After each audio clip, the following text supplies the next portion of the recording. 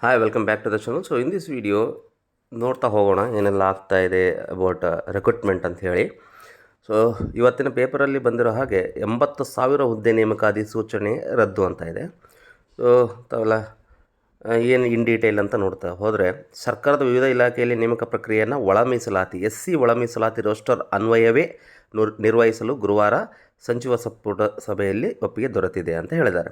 Okay, so ಹೀಗಾಗಿ ಏನಾಗ್ತಿದ್ರೆ, police ಮತ್ತು ಶಿಕ್ಷಣ ಇಲಾಖೆ, ಕೃಷಿ, ಪಶುಸಂಗೋಪನೆ, ಗ್ರಾಮೀಣಾಭಿವೃದ್ಧಿಯಲ್ಲಿ ಸೇರಿ ಒಟ್ಟು 80,000 ಹುದ್ದೆಗಳಿಗೆ ಏನಾದರೂ ಈಗ ಆಲ್ರೆಡಿ ಸೂಚನೆ ಕೊಟ್ಟಿರ್ತಾರೆ, ಅದು ರದ್ದಾಗಿದೆ ಫಸ್ಟು. ಓಕೆ, ತಮ್ಮೆಲ್ಲರಿಗೆ ಗೊತ್ತಿರೋ ಹಾಗೆ ಯಾವುದು ಆಲ್ಮೋಸ್ಟ್ ಯಾವುದು ನೋಟಿಫಿಕೇಷನ್ ಆಗಿಲ್ಲ. ಯಾವುದಾದ್ರೂ ಅಲ್ಲೊಂದು ಇಲ್ಲೊಂದು ಆಗಿದ್ದರೆ ಅದು ರದ್ದಾಗಿರುತ್ತೆ. ಸೊ ಯಾಕಂದರೆ ತಮ್ಮೆಲ್ಲರಿಗೂ ಗೊತ್ತಿದೆ, ಒಳ ಮೀಸಲಾತಿ ಒಂದು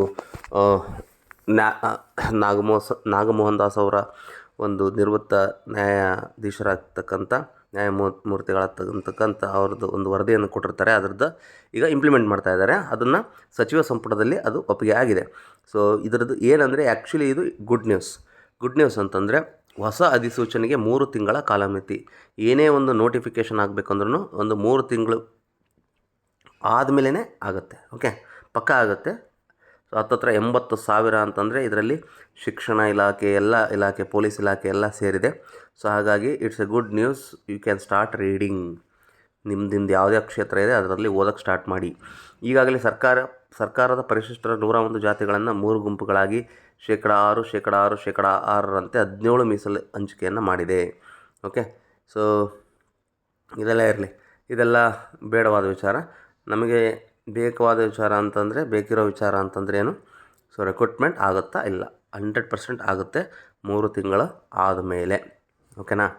ಸೊ ಎಲ್ಲ ತಯಾರಿ ಬ್ಯಾಕ್ಗ್ರೌಂಡಲ್ಲಿ ನಡೀತಾ ಇರುತ್ತೆ.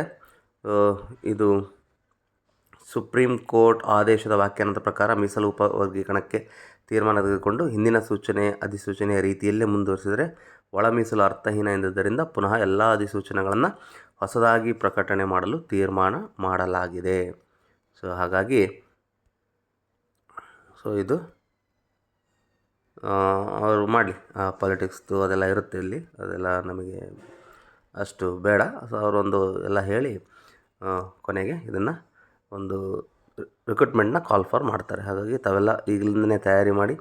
ಸೊ ತಾವೆಲ್ಲ ಶಿಕ್ಷಕ ವೃತ್ತಿಯನ್ನು ಆಯ್ಕೆ ಮಾಡ್ಕೋಬೇಕಂತಂದರೆ, so start preparing for your TET, then CET. So ನಿಮ್ಮ ಸಬ್ಜೆಕ್ಟಿಗೆ ತಕ್ಕಂತೆ ನೀವು ಓದೋದನ್ನು ಸ್ಟಾರ್ಟ್ ಮಾಡಿರಿ ಅಂತ ಹೇಳ್ತಾ ಮಾಹಿತಿಯನ್ನು ಮುಗಿಸಿದ್ದೇನೆ. ಮತ್ತೊಂದು ವಿಡಿಯೋ ಜೊತೆಗೆ ಸಿಗ್ತೀನಿ. ಅಲ್ಲಿವರೆಗೂ ಟೇಕ್ ಕೇರ್, ಧನ್ಯವಾದಗಳು. Stay tune to this channel. Click on the bell icon for the latest notifications. Do subscribe our channel. Thank you.